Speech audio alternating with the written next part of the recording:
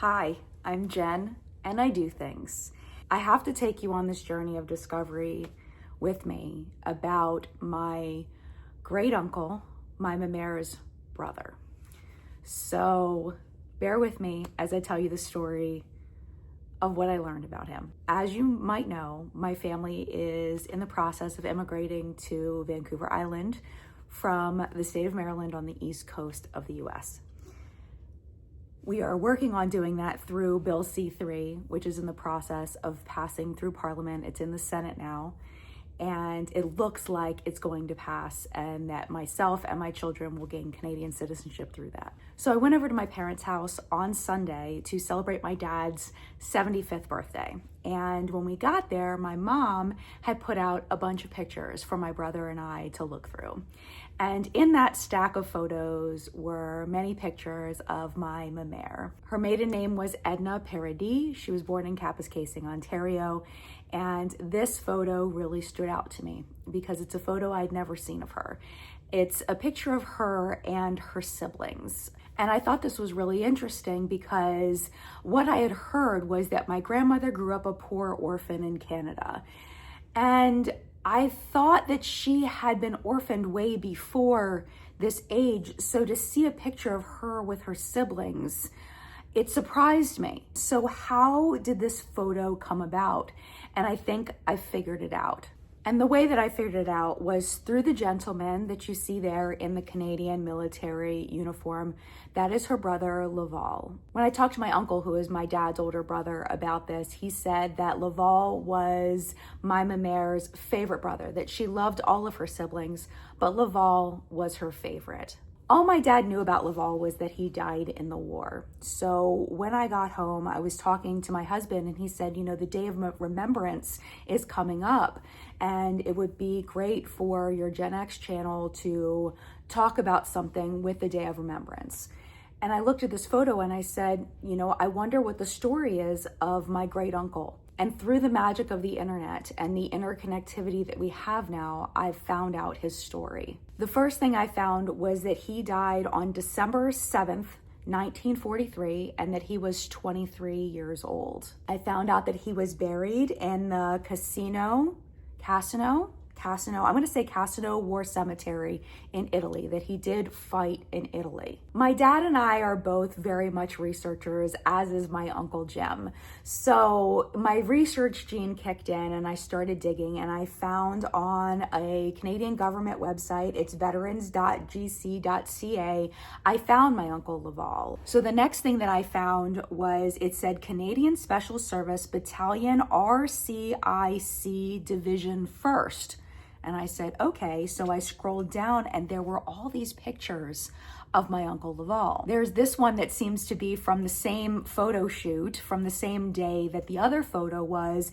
The names are mixed up. On the left is my Uncle Edmund, in the middle is Laval, and on the right is my Uncle Armand, who I actually met when I was a child. Then we get into the documents, and this is where it gets really fascinating. So the first one is his certificate of death. It says this is to certify that according to information received at the Department of National Defense from the overseas authorities, there's the number, Private Laval Joseph Paradis of the 1st Canadian Special Service Battalion, Canadian Army, was killed in action on the 7th of December, 1943.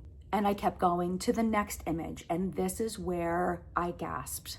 It's addressed to Mrs. L. Villeneuve, I hope I'm pronouncing that correctly, in Kapuskasing, Ontario, Canada, and it reads, My dear Mrs. Villeneuve, it is with the deepest sympathy that I am writing to you about the death of your nephew, L.J. Paradis.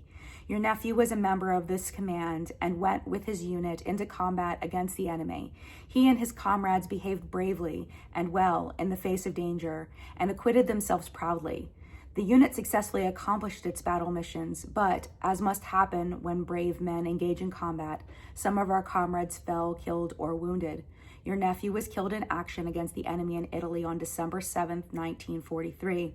The death of your nephew is deeply felt in this command. While I fully realize the magnitude of your loss and the degree of your sorrow, I assure you that our feeling of loss and bereavement can be second only to that of our lost comrades' loved ones. Canada and the Army can well take pride in the gallant service of your nephew.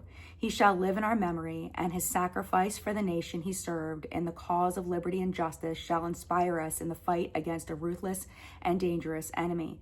Please accept my sincere and heartfelt sympathy for the irreparable loss you have suffered. Greater love hath no man than this, that a man lay down his life for his friends. Most sincerely yours, Robert T. Frederick, Colonel, 1st Special Service Force Commanding. So that led me to look up Robert T. Frederick, and that's where I learned where my uncle died. My uncle Laval was part of the very first Special Forces, and their job was to bust through the Nazis' line that would lead into Italy to free the country. This group of men was nicknamed the Devil's Brigade. My uncle survived the Great Battle at Mount Defensa. He lived through that, according to the date of his death. Where it seems he died was where there were the most casualties from his battalion, which was Mont La Remitana. He was among 73 people that were killed, 313 wounded, and 9 people missing in action. According to records, a further 116 were evacuated due to weather-related injuries and exhaustion, and 77% of the battalion's casualties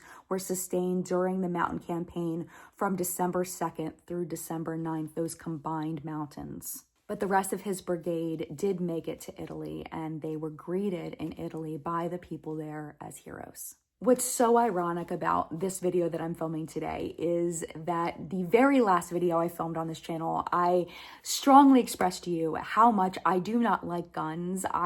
There's a stereotype that people that live in the US like the military, that we like guns, and I was like, that is not me. And when I tell you the number of videos I have watched in the last 12 hours or so about the Devil's Brigade has been many. I've learned that there was a movie made. Apparently, some of the people that were part of that brigade say that there's many flaws within the movie, but I've also been watching some documentary footage of some of my uncle's comrades that went into war with him. I haven't found any mention in any of those videos of my uncle, but these are people that fought alongside him. So let's go back to the picture that I showed you in the very beginning. Now, I'm not 100% sure who each person is, but I do know that my great-grandmother had 13 births, but many of her children died very young, including my grandmother's twin sister. Her name was Rita.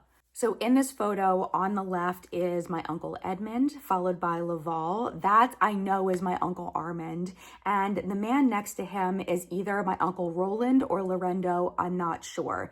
Now down at the bottom, that must be Renee and Leopold on the left. The next little girl is either Stella or Darkise, I'm not sure. But then there is my mère, there is Edna on the end on the right. As a part of the story, I learned that their mother died in January of 1934.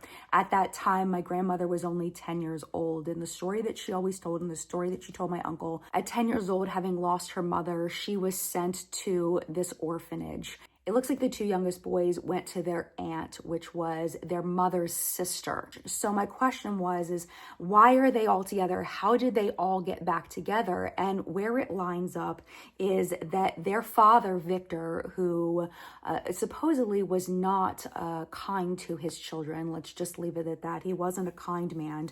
He died on March 20th of 1942.